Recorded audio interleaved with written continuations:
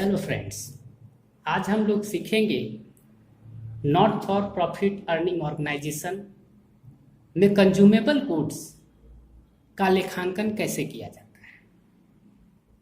बड़ा ही आसान सा एक फॉर्मूला है। अगर हम उस फॉर्मूले को समझें तो बड़ी आसानी से इस प्रश्न को आप सॉल्व कर पाएंगे। आइए देखते हैं प्रश्न के ऊपर कौन कौन सी बातें दी गई है और फिर चर्चा करेंगे कि कैसे इस प्रश्न को हल किया जा सकता है। प्रश्न है, on the basis of the information given below calculate the amount of stationery to be debited to the income and expenditure account for the year ended 31 March 2020। Stock of stationery की रहतिया, प्रारंभिक रहतिया आप कह सकते हैं, दिया गया है 8,000 रुपये का, जबकि अंतिम रहतिया 6,000 रुपये का है। क्रेडिटर फॉर स्टेशनरी, जहां से स्टेशनरी खरीदी जाती है, उन लोगों का कुछ रकम इस क्लब के ऊपर बकाया रह गया है और वर्ष के प्रारंभ में वह बकाया रकम 9,000 रुपये का बताया जा रहा है, जबकि वर्ष के अंत में 11,000 रुपये का। तीसरी सूचना दी गई है, अमाउंट पेड फॉर स्टेशनरी 47,000। पूरे वर्ष के दौरान इस क्लब ने 47,000 रुपये का भुगतान केवल स्टेशनरी के लिए किया है। अब इसका लेखांकन करना है। चूंकि हम लोग जानते हैं कि नॉट फॉर प्रॉफिट ऑर्गेनाइजेशन में लेखांकन करने का कार्य इनकम एंड एक्सपेंडिचर अकाउंट के माध्यम से किया जाता है और इनकम और एक्सपेंडिचर अकाउंट नॉमिनल अकाउंट है, इसलिए इनकम एक्सपेंडिचर का फॉर्मेट आप खींचेंगे लेजर की तरह ही, और डेबिट के पक्ष में एक्सपेंडिचर दिखाएंगे और क्रेडिट के पक्ष में इनकम दिखाएंगे। हमने कहा कि income and expenditure account nominal account होता है और नॉमिनल अकाउंट बताता है debit all expenses and losses, credit all income and gains. तो डेबिट में हम लोगों ने एक्सपेंडिचर को लिया और क्रेडिट में इनकम को लिया।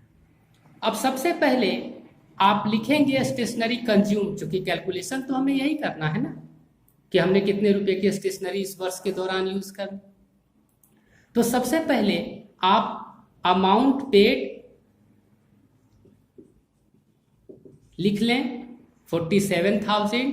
आपने 47,000 रुपये का भुगतान किया है। अब आप सोचें, जिससे आप सामान खरीदते हो उसे आपने 47,000 रुपये का भुगतान किया और उसका कुछ बकाया आपके ऊपर था, तो वह सबसे पहले अपने उस बकाया रकम को काटेगा। इसलिए बिगिनिंग का जो बकाया था वह माइनस कर लेंगे, माइनस आउटस्टैंडिंग एट बिगिनिंग 9,000। 38,000 का वह हम लोगों को स्टेशनरी दे देगा। लेकिन उसने कहा कि 11,000 रुपया अभी भी आपके ऊपर बकाया रह जाता है, इसलिए उसने 38 का नहीं दिया, बल्कि कुछ अतिरिक्त स्टेशनरी दी है हमें, और वह बकाया रकम को आप जोड़ दें आउटस्टैंडिंग एट इंड 11,000।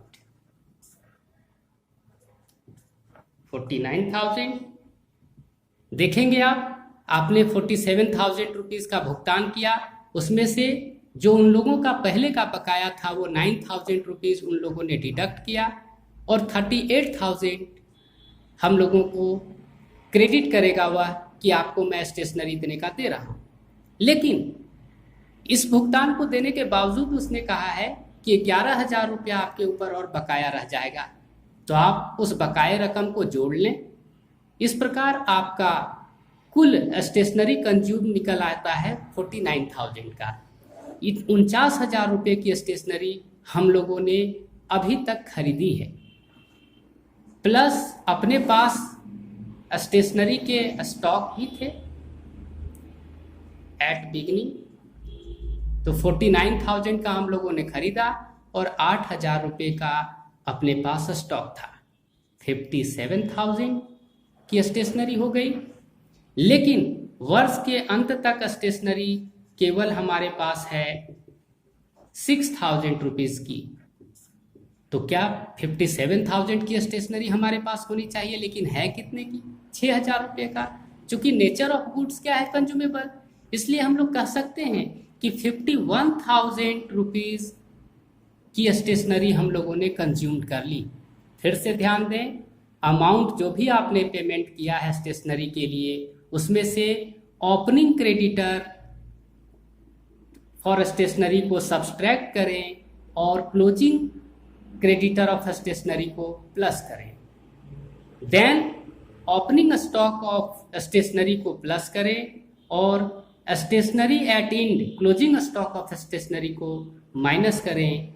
आपका कार्य संपन्न हो जाएगा और आप 3 से 4 नंबर परीक्षा में बड़ी आसानी से प्राप्त कर पाएंगे।